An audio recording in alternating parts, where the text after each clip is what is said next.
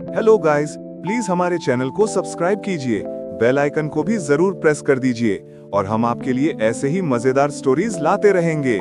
शिमला के पहाड़ों पर सर्दी का आखिरी महीना था। गलियां बर्फ से ढकी थीं और आरव के घर के बाहर एक शांत सी हवा चल रही थी। उस घर में आज भी एक आवाज गूंजती थी, मीरा। वही नाम जिसे पुकारते पुकारते उसके आंसू सूख गए थे।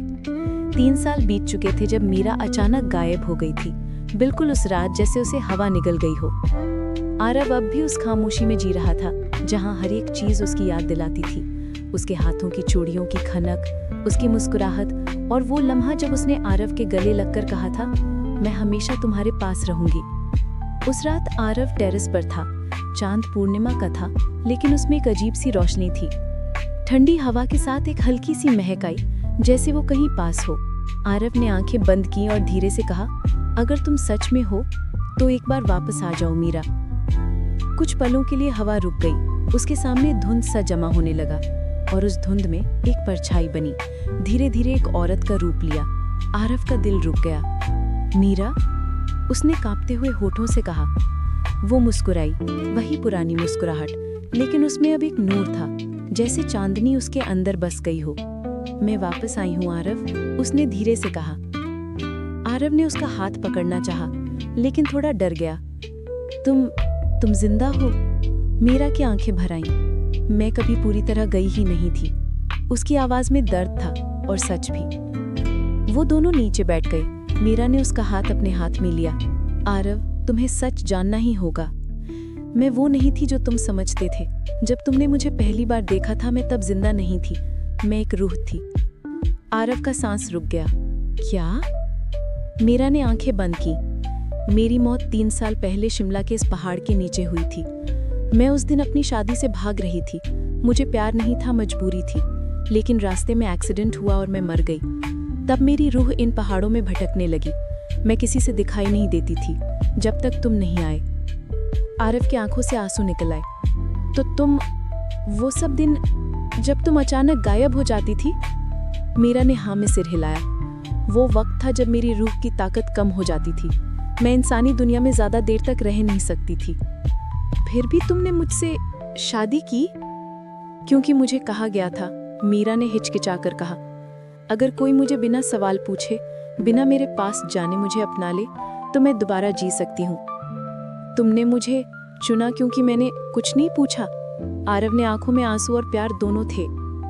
मैंने तुम्हें चुना क्योंकि तुमने मुझे समझा, मीरा ने धीरे से कहा। और तुमने मुझे जिंदा कर दिया। उस रात चांदनी के नीचे मीरा की आंखों में एक चमक थी। धीरे धीरे उसके हाथ गर्म होने लगे। उसका चेहरा रंग से भर गया, जैसे जिंदगी वापस लौट आई हो। एक हल्की सी हवा चली और उस हवा के साथ मीरा की रूह इंसान बन गई। आरव उसके पास गया, उसे गले लगाया। पहली बार उसने महसूस किया वो सच में उसके पास है, सांस लेती हुई, जिंदा। वक्त बदला। 2 साल बाद उनकी जिंदगी शिमला में एक नई शुरुआत बन गई। उन्होंने एक छोटी सी कॉटेज बनाई, पहाड़ों के बीच, जहां हर सुबह मीरा अपने गार्डन में फूल लगाती और आरव चूल्हे पर चाय बनाता। हर दिन उनके लिए एक नए जीवन का एहसास था। फिर एक दिन मीरा ने आरव के हाथ में एक छोटी सी छवि दी कि हम माँ बाप बनने वाले हैं। आरव की आंखों से आंसू आ गए। तुमने मुझे सब कुछ दे दिया मीरा। कुछ महीने बाद उनके घर में एक बेटी पैदा हुई, जिसका नाम मीरा ने रखा आरोही। आरोही की आंखों में वही रोशनी थी जो कभी मीरा के अंदर थी, एक अलग सी चमक, जैसे चांद की परछाई। आरव हर बार उसे देखता तो लगता जैसे वो दोनों का प्यार उसके रूप में जी रहा हो। साल बीतते गए। आरोही 18 साल की हो गई। उसका स्वभाव अपनी माँ जैसा था, शांत, कोमल और एक रहस्यमयी गहराई से भरा हुआ। कभी कभी वो टेरेस पर खड़ी हो जाती और दूर पहाड़ों को देखती रहती, जैसे कोई उसे बुलाता हो। मीरा उसे देखती लेकिन कुछ नहीं कहती। उसके दिल में एक हल्का सा डर था। वो जानती थी कि कुछ तो आरोही के अंदर है जो सामान्य नहीं है। एक शाम आरोही ने पूछा, माँ, कभी कभी मुझे लगता है जैसे मैं किसी और की आवाज़ सुनती हूँ। कोई मुझे मेरे नाम से बुलाता है। मीरा ने आंखें झुका ली। वो आवाज़ तुम्हारे अंदर है आरोही, तुम्हारा अपना नूर। पर वो कहती है, मुझे पूरा करो। इसका मतलब क्या है माँ? मीरा के होठों पर एक उदास मुस्कान थी। कुछ नूर कभी पूरा नहीं होता बेटा, वो सिर्फ वक्त के साथ अपनी पूरी चमक पाता है। उस रात जब सब सो रहे थे, आरोही ने देखा कि घर के बाहर एक पुरानी औरत खड़ी है, सफ़ेद दुपट्टा में लिपटी हुई। उसने आरोही के पास आकर कहा, तेरा खून उस रोशनी से जुड़ा है जहां से तेरी माँ आई थी, संभलना। आरोही ने पल भर के लिए आंख झपकी और वो औरत गायब थी।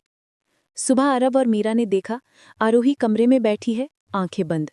उसके आसपास हल्की सी चमक थी। मीरा ने उसके पास जाकर हाथ रखा। आरोही ने आंख खोली और धीरे से कहा, माँ, मुझे सब याद आ गया। मीरा का सांस रुक गया। क्या याद आ गया बेटा?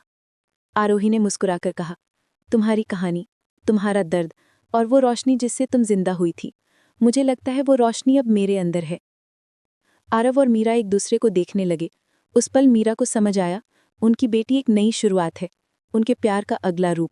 लेकिन उसकी आंखों में अब भी एक छिपी सी फिक्र थी, क्योंकि उसने देखा था जब आरोही ने दरवाजे की तरफ देखा था, वहाँ कुछ था, एक परछाई जो हवा में हिल रही थी, बिल्कुल उसी तरह जैसे कभी मीरा थी, एक रूह जो अब किसी और का इंतजार कर रही थी। उस रात मीरा टेरेस पर गई। चांदनी फिर से पूर्णिमा की थी।